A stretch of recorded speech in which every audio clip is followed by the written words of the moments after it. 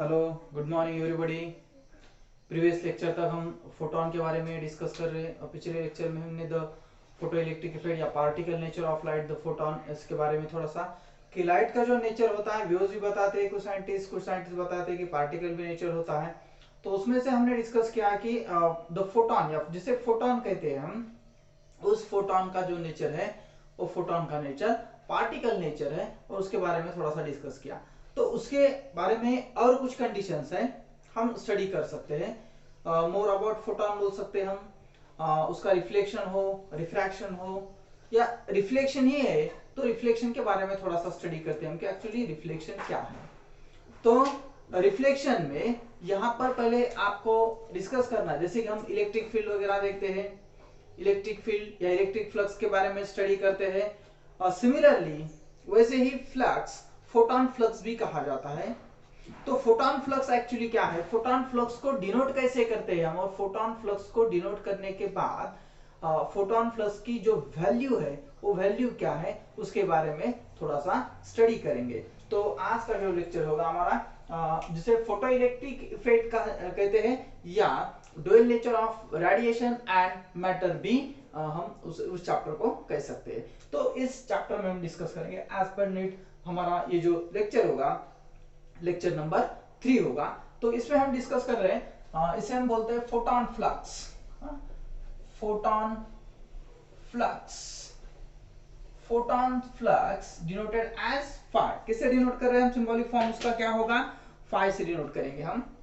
तो जो photon flux है, फोटोन फ्लक्स क्या होता है, अगर कोई सरफेस पे ये फोटोन फ्लक्स क्या हो रहे, स्ट्राइक हो रहे, इस फोटोन फ्लक्स पर स्ट्राइक हो रहे, तो जब ये स्ट्राइक हो रहे तो number of photons incident on a normal surface, कोई नॉर्मल सरफेस है। अब ये फोटोन कुछ बुक्स में इसे ऐसा भी इंडिकेट क्या होगा, ऐसा भी ट्रैवल्स होते समय ऐसा भी, क्योंकि पैकेट्स ऑफ लाइट जिसे बोलते हैं हम या बंडल्स ऑफ लाइट बोलते हैं, तो ऐसे भी इंडिकेट क्या है कुछ बुक में, जब ये स्ट्रेट लाइन चलता है इसलिए ऐसा भी इंडिकेट क्या है।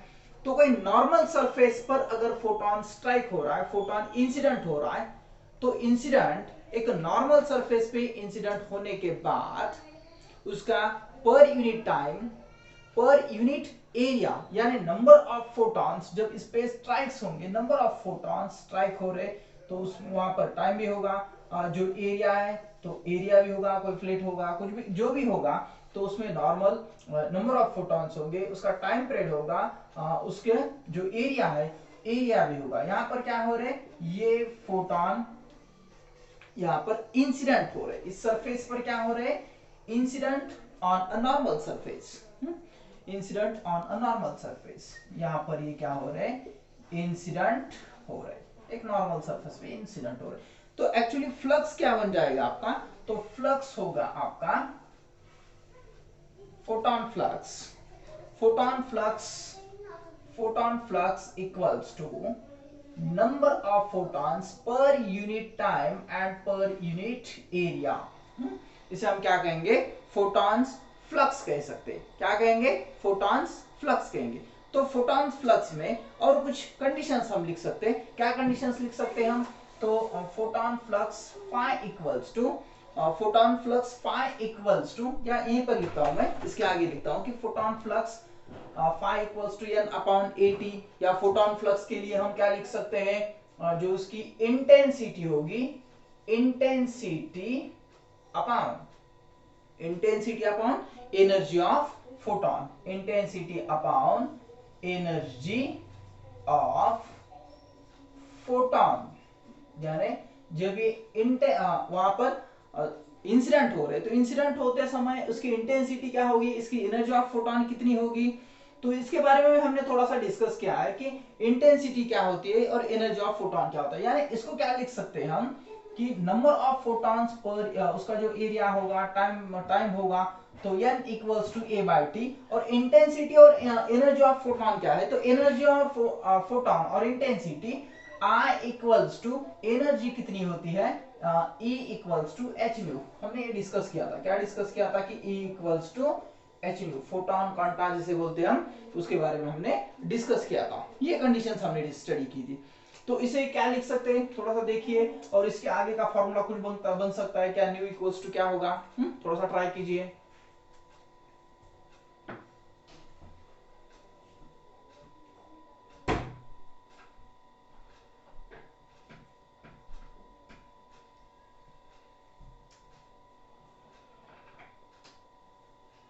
बन गया कुछ। न्यू इक्वल्स टू क्या होता है, nu equals to c by lambda होता है क्या, nu equals to c by lambda, यानी इसका रेसिप्रोकल लिखेंगे। न्यू इक्वल्स टू हम लिखते हैं, हाँ क्या लिखते हैं हम, nu equals to c by lambda, nu equals to c by lambda. तो अब न्यू की जो वैल्यू होगी, न्यू की वैल्यू यहाँ पर हम पुट कर सकते हैं। न्यू की वैल्यू कितनी है आपकी, तो लैम्डा बाय सी लिख सकते हैं, हम आई डिवाइड बाय लैम्डा इसको लिख सकते हैं हम, या यहाँ पर लिखता हूँ मैं थोड़ा सा, I lambda divided by h c होगा, क्योंकि सी बाय लैम्डा न्यू की वैल्यू है, रेसिप्रोकल हो जाएगा I lambda h c. But actually क्या है, लेकिन हम यहाँ पर देखते हैं कि बट I इक्वल्स टू, या इंटेंसिटी जिसे हम बोलते हैं, I equals to pressure upon 4 pi r square, ये वैल्यू होती है actually, P equals to 4 pi r square. तो वैल्यू आपकी जो होगी यहाँ पर हम लिख सकते हैं, ये जो R है वहां पर ये वैल्यू पुट कर देंगे, तो आपका फार्मूला क्या बन जाएगा, ये जो फार्मूला है ये फार्मूला बन जाएगा आपका N upon AT equals to I की जगह पर क्या रख देंगे हम, P रख देंगे, P divided by 4 pi r square into lambda upon h c, lambda upon h c. तो ये बन जाएगा अपना देयरफॉर जो फोटॉन फ्लक्स है, ये फोटॉन फ्लक्स के बारे में ये जो थोड़े से अलग अलग ये जो पॉइंट्स है, ये पॉइंट्स भी ध्यान में रखिए, फॉर्मूले भी ध्यान में रखिए, आपके न्यूमेरिकल सॉल्व करने के लिए काम में आ जाएंगे। ठीक है, ये तो ध्यान में आ गया होगा आपको, जिसे फोटॉन फ्लक्स वगैरह हम कहते हैं, फोटॉन फ्लक्स आपके ध्यान में आएगा। नेक्स्ट पॉइंट जो है, नेक्स्ट पॉइंट के बारे में हम थोड़ा सा डिस्कस करेंगे। ये सिंपल है, आसान सा है, आपने 10th में पढ़ा है, 10th में रिफ्लेक्शन के बारे में थोड़ा सा पढ़ा है, सिंपल इजी है। यहाँ पर भी हम थोड़ा सा रिफ्लेक्शन का कंसेप्ट लेंगे, तो यहाँ पर हम डिस्कस करेंगे force and pressure exerted, force and pressure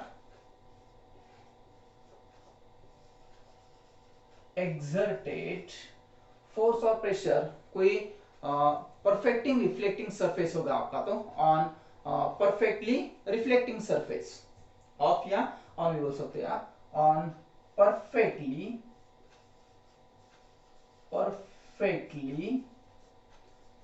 reflecting surface, perfectly reflecting surface. तो ये जो कंडीशंस है, इस कंडीशंस के बारे में बहुत से कम लोग पढ़ाते हैं कि एक्चुअली क्या क्या होता है, लेकिन ये भी आपको पता होना चाहिए कि एक्चुअली क्या है। तो यहाँ पर क्या है कि फोर्स और प्रेशर अगर कोई रिफ्लेक्टिंग सरफेस पर या उससे जो आपके इंसिडेंट फोटॉन्स ट्रैवल्स हो रहे हैं, तो उनका फोर्स, उनका प्रेशर किस फोर्स से किस प्रेशर से वो स्ट्राइक होते हैं और रिफ्लेक्ट होते हैं, उसके बारे में थोड़ी सी हम यहाँ पर स्टडी करेंगे। तो यहाँ पर हम क्या कर सकते हैं, let n photons, capital N denote किया मैंने, आगे देखिए थोड़ा सा आपके ध्यान में आ जाएगा, n photons, n photons are there in time t, are there in time t time में ये फोटॉन्स, n फोटॉन जो है वो वहां पर स्ट्राइक हो रहे, ट्रैवल्स होके रिफ्लेक्ट आ जाएंगे। तो एक सिंपल सा फिनोमेनन है, यहाँ पर देखेंगे हम कि यहाँ पर एक परफेक्टली रिफ्लेक्टिंग सरफेस है, और इस सरफेस पर यहाँ से ये फोटॉन क्या हो रहे हैं, ट्रैवल्स होके यहाँ पर आ जाएंगे, ऐसे यहाँ तक भी दिखा सकते हैं आप, यहाँ तक आ जाएंगे। तो इसे हम क्या डिनोट करते हैं, P1 डिनोट करेंगे, P1 इक्वल्स टू जो उसका प्रेशर होगा, या P1 डिनोट करेंगे हम, उसका फोर्स प्रेशर सब कुछ निकालना है हमें। तो यहाँ पर ये मोमेंटम हम डिस्कस करेंगे पहले, तो P1 equals to NH divided by lambda, NH divided by lambda. Incident photon, ये फोटॉन कैसे है आपके, इंसिडेंट फोटॉन है, इंसिडेंट फोटॉन। अब रिफ्लेक्टिंग फोटॉन क्या होंगे, तो यहां से ये ट्रैवल्स हो रहे हैं, यहां से आपके रिफ्लेक्टिंग फोटॉन होंगे। तो रिफ्लेक्टिंग फोटॉन क्या होता है, उसका जो मोमेंटम होता है P2 equals to minus NH divided by lambda बन जाएगा, minus NH divided by lambda. तो इसे हम क्या लिख सकते हैं, मोमेंटम, इसका जो मोमेंटम होगा, momentum before striking the surface, momentum before the striking surface, तो उसका मोमेंटम हम बता सकते हैं यहां पर, momentum, momentum before striking, before striking the surface, before striking the surface, कितना है मोमेंटम उसका, तो ये P1 बिफोर स्ट्राइकिंग उसका होगा, तो इसको लिख सकते हैं हम, यहां पर लिखता हूं थोड़ा सा, क्या, P1 equals to NH divided by lambda before striking. उसके बाद आफ्टर स्ट्राइकिंग का होगा momentum after striking the surface, next लिख सकते हैं हम momentum after striking, after striking the surface, after striking the surface, ये कितना होगा, तो इसे लिख सकते हैं हम P2 equals to minus NH divided by lambda, reverse आ रहा है इसलिए माइनस इंडिकेट किया है, यहाँ पर डायरेक्शन अपोजिट है, यहाँ पर रिवर्स डायरेक्शन में आ रहा है, तो minus NH divided by lambda. तो इसका जो change in momentum of the photon है, change in momentum of the photon कितना होगा आपका, तो change in momentum, change in momentum of the photon, change in momentum of the photon क्या होता है, P2 minus P1 equals to, P2 कितना है आपका माइनस NH, माइनस NH फिर से माइनस और ये NH, तो कितना बन जाएगा आपका -2NH डिवाइडेड बाय लैम्डा, ध्यान में आया होगा, सिंपल सी कंडीशंस है। But change in momentum of the surface, but change in momentum of the surface, but change in the momentum, change in the momentum of the surface, but change in the momentum of the surface कितना होगा आपका, delta P equals to, उसको positive लिख सकते हैं आप 2NH divided by lambda, ये हो गया आपका change in momentum of the, simple सा फिनोमेनन है, यहां से ट्रैवल्स हो रहा है तो उसका मोमेंटम हो रहा है, ट्रैवल्स हो रहा है, डिस्प्लेसमेंट हो रहा है, यहां से यहां तक डिस्प्लेसमेंट हो रहा है, तो उसका मोमेंटम कितना है यहाँ पर NH divided by lambda. After striking के बाद उसका मोमेंटम ये है, तो उसका चेंज इन मोमेंटम हमने निकाला, चेंज इन मोमेंटम कितना है, थोड़ा सा लिख लीजिए, ठीक है, इसे रिफ्लेक्टिंग फोटोन कहेंगे हम, क्या है ये, रिफ्लेक्टेड फोटोन भी कह सकते हैं, रिफ्लेक्टिंग या reflected photon, reflected photon, reflect आ रहा है इसलिए रिफ्लेक्टेड फोटोन, ठीक है, यहां तक ध्यान में आया आपका, रिफ्लेक्टेड फोटोन, ये कंडीशंस हो गए आपके, ठीक है, तो ये इसका आप क्या निकालेंगे हमें, तो उसका फोर्स निकालने का और उसका प्रेशर भी निकालने का, ये जो कंडीशंस है आपको फाइंड आउट करनी है, तो ये कंडीशंस हम फाइंड आउट करेंगे कि उसका प्रेशर कैसे होगा, उसका फोर्स कितना है और प्रेशर कितना है, फाइंड आउट कर सकते हैं, सिंपल सी कंडीशंस है, आसान सी है, तो ये आपके ध्यान में आ जाएगा, ठीक है, तो फोर्स उसके ऊपर कितना होगा, प्रेशर कितना होगा, चैप्टर आसान है, धीरे धीरे करिए आप, धीरे धीरे से सॉल्व कीजिए, देखिए तो आपके समझ में आ जाएगा, ठीक है, तो अब क्या है कि अब हम इसका so that force on a surface, so that force on the surface, उसके सरफेस के ऊपर का जो फोर्स होगा उसके बारे में डिस्कस करेंगे, फोर्स कितना है, तो फोर्स कितना होता है, हम देखते हैं मोमेंटम होता है, उसका एरिया होता है, तो ये जो कंडीशंस होंगी आपकी ये बन जाएगा, मैं थोड़े से कुछ डायरेक्टली कंडीशंस लिख रहा हूं, 2T डिवाइडेड बाय लैम्डा, ये आपका फोर्स, या इसे हम ऐसे भी लिख सकते हैं equals to N in bracket 2H divided by lambda, number of photons वगैरह होता है, तो लेकिन एक्चुअली ये N जो है, बट N इक्वल्स टू, ये जो N है यहां पर लिखता हूं थोड़ा सा, but N equals to P lambda, क्या लिखते हैं हम, P lambda divide by HC, P lambda divide by HC होता है, तो ये जो n की वैल्यू है यहाँ पर पुट कर देंगे और सॉल्व करेंगे कि फोर्स क्या है। ठीक है, तो यहाँ पर लिखते हैं हम, ठीक है थोड़ा सा आगे लिखता हूँ तो हमको पोर्ट यूज के लिए आएगा। ठीक है, यहीं पर लिखता हूँ मैं, but n equals to p lambda divide by h c, ये वैल्यू यहाँ पर डिस्कस करेंगे हम। तो फोर्स इक्वल्स टू कितनी है, n की जगह पर क्या रख सकते हैं हम, p lambda divided by h c into 2h divided by lambda. कौन कौन से गेट कैंसिल हो सकते हैं, लैम्डा गेट कैंसिल हो जाएगा, h गेट कैंसिल हो जाएगा। तो आपके पास कितनी वैल्यू होगी, 2p divided by c, 2p divided by c इतनी वैल्यू होगी। तो 2p डिवाइडेड बाय c ये हो गया आपका, ये जो वैल्यू है ये हो गया आपका फोर्स हो गया। अब प्रेशर फाइंड आउट करना है, ये तो मिल गया आपको, फोर्स मिल गया। प्रेशर P इक्वल्स टू कितना होता है, फोर्स अपॉन एरिया होता है। तो फोर्स कितना है आपके पास, फोर्स है आपका 2p divided by c into area a होगा equals to force upon, force की वैल्यू लिख दी एरिया की।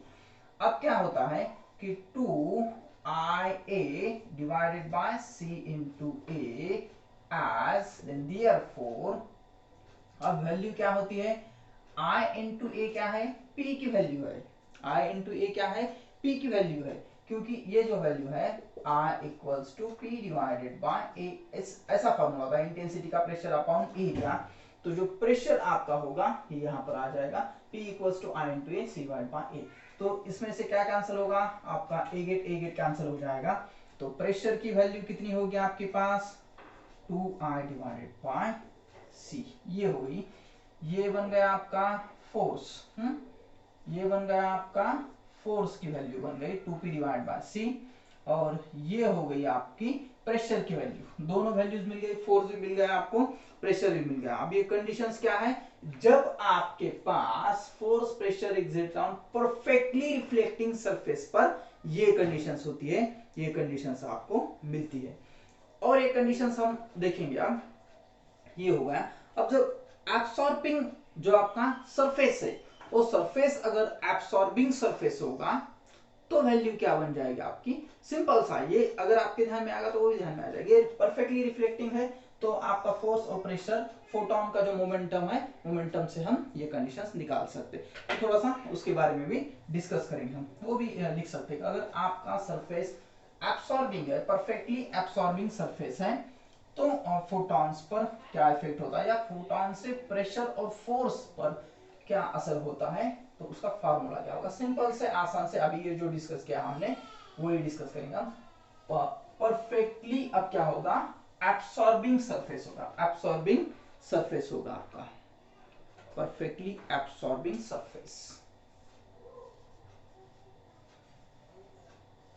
Absorbing surface, perfectly absorbing surface.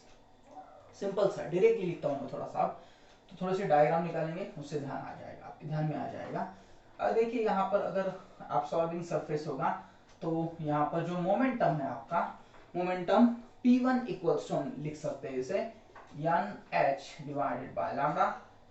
ये यहाँ से ये ऐसे, यहाँ से ऐसे स्ट्राइक हो जाएगा ये, जिससे इंसिडेंट फोटॉन कहेंगे हम, इंसिडेंट फोटॉन।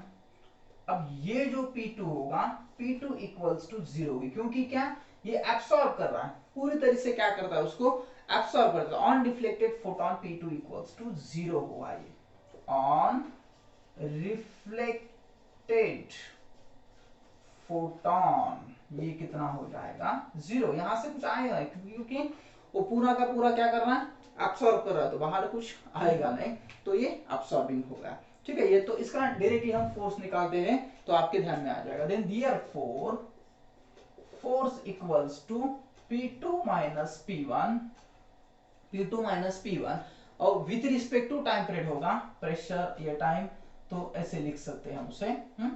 तो P2 तो आपके पास 0 है। अब क्या करनी पड़ेगी कंडीशंस, यहाँ पर कौन सा ग्रेटर है, ये ग्रेटर है, तो इसको पहले लिखेंगे हम P1 माइनस P2, अब इसे लिख सकते हैं हम NH divided by lambda minus 0 divided by T, या इसे हम लिख सकते हैं then therefore force equals to NH T divided by lambda, या इसे हम लिख सकते हैं ये जो होगा आपका N बाय T, उसकी जगह पर हम लिख सकते हैं N H divided by lambda. और यहाँ पर फिर से जैसे कि हमने देखा था but N equals to P lambda divided by HC, similarly यहाँ पर भी वैल्यू रख देंगे हम। फोर्स इक्वल्स टू, पहले आपके ध्यान में आ गया तो ये फटाक से ध्यान में आ जाएगा, ये क्या हो जाएगा आपका P lambda divided by HC into H divided by lambda. H get cancel, lambda get cancel, तो यहाँ पर आपके पास वैल्यू कितनी होगी, तो वैल्यू होगी आपके पास PC, वहां पर कितनी आई थी 2P डिवाइड बाय C आई, तो एब्सॉर्बिंग सरफेस पर ये होगी। तो इससे हम प्रेशर भी निकाल सकते हैं, इसका pressure P equals to force upon area, तो फोर्स कितना है आपके पास, फोर्स है आपके पास P डिवाइड बाय C, इतना फोर्स है आपके पास। ध्यान में आ रहा है ना आपके, P डिवाइड बाय, यहाँ पर डायरेक्टली लिखता हूँ थोड़ा सा, क्या लिख सकते हैं हम, P डिवाइडेड बाय AC हो गया।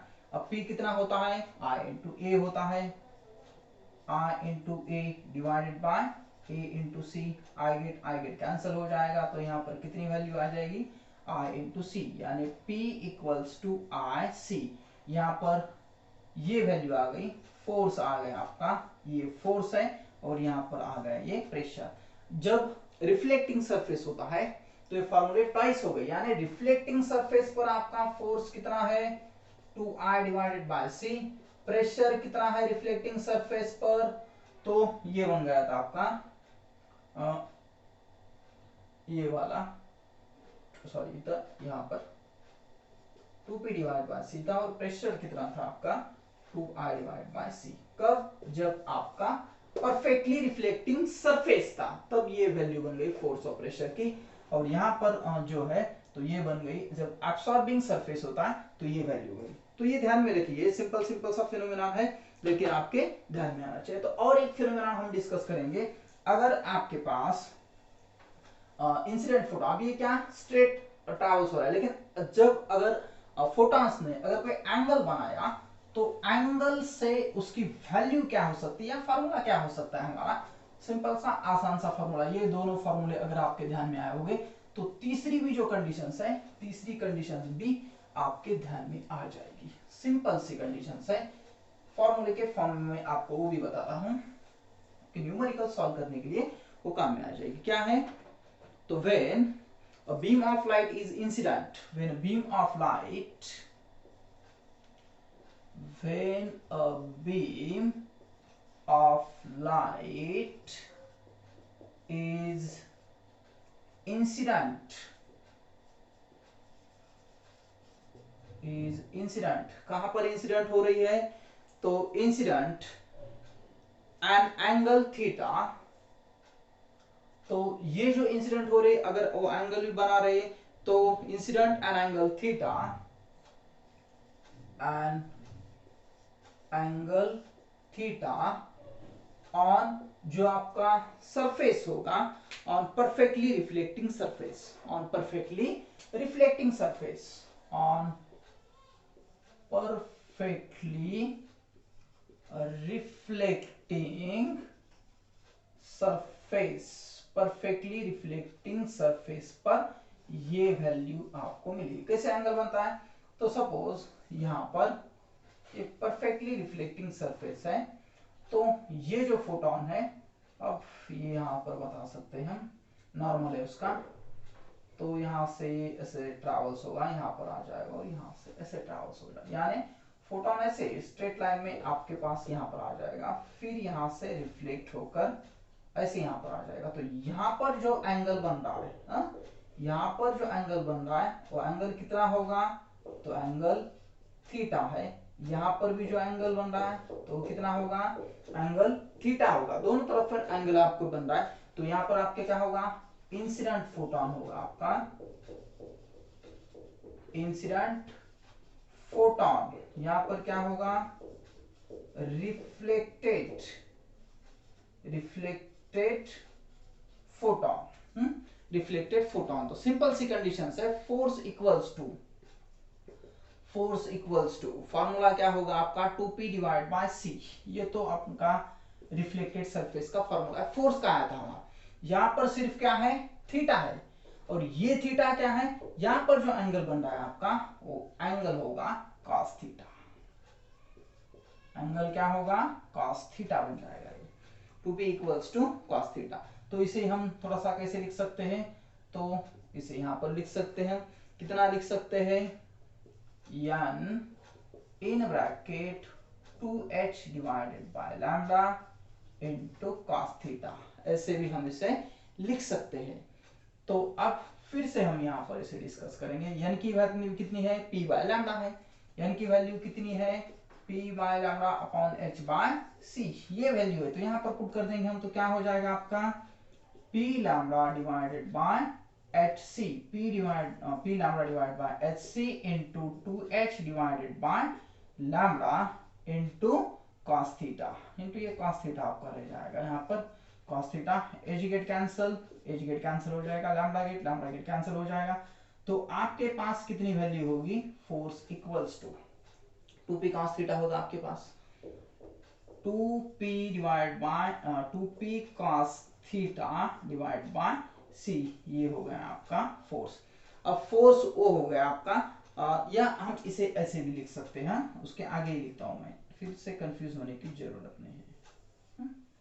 यहाँ पर p की वैल्यू कितनी होती है, r इंटू ए होती है, r इंटू ए, ये हो गया आपका cos theta divided by c, force equals to 2i cos theta divide by c, ये भी वैल्यू आपकी हो जाएगी, incident on photon, reflected photon. तो ये डिफरेंट कंडीशंस आपके ध्यान में आने के लिए सिंपल से उसका फोटॉन फ्लक्स हमने देखा कि नंबर ऑफ फोटॉन्स अपॉन उसका एरिया होगा, टाइम पीरियड होगा, वो हो गया। उसके बाद फोर्स रिफ्लेक्टिंग सरफेस पर, अगर परफेक्टली रिफ्लेक्टिंग सरफेस होगा तो उसका फोर्स, उसका अगर वो स्ट्रेट ट्रैवल्स हो रहा है तो उसका फोर्स, उसका एरिया हमने डिस्कस किया। और उसके बाद अगर एब्सॉर्बिंग होगा तो भी हमने डिस्कस किया, और अगर वो एंगल बनाता है तो एंगल बनाने के बाद उसका फोर्स कितना होगा, उससे हम प्रेशर भी निकाल सकते हैं, लेकिन ये फोर्स तक ही हम डिस्कस करेंगे, ठीक है। बाकी के जो कंडीशंस है, तो यहाँ पर आपके पूरा ये ध्यान में आया हुआ है लेक्चर। तो आज के लिए हम यहीं पर रुकते हैं। तो फिर से मेरा जो चैनल है श्री सुरु से नाम का चैनल, आपको सब्सक्राइब करना है, लाइक करना है और शेयर भी करना है। और जो 11th के स्टूडेंट हो उनके लिए भी बताइए, उनका भी अभी लेक्चर चालू हो गए, स्टार्ट हो गए, आज से लेक्चर उनके स्टार्ट हो गए। तो आपके जो भाई बहन हो गए, जो आपके फ्रेंड्स हो गए, उनको भी बताइए। और जो आपके कोई अगल बगल रहते हो, पड़ोस में रहते हो, आपकी तो ज्यादातर आपका ध्यान रहता है कि 10th में आपके अगल बगल में कौन हो 10th में, तो उनको भी बताइए, ठीक है। तो सभी वीडियोस मेरे अलग अलग वीडियोस 11 के जो होंगे वो भी देखने के लिए बोलिए। तो यहीं पर ही हम रुकते हैं। घर पे रहिए, सुरक्षित रहिए, ठीक है। Okay, bye.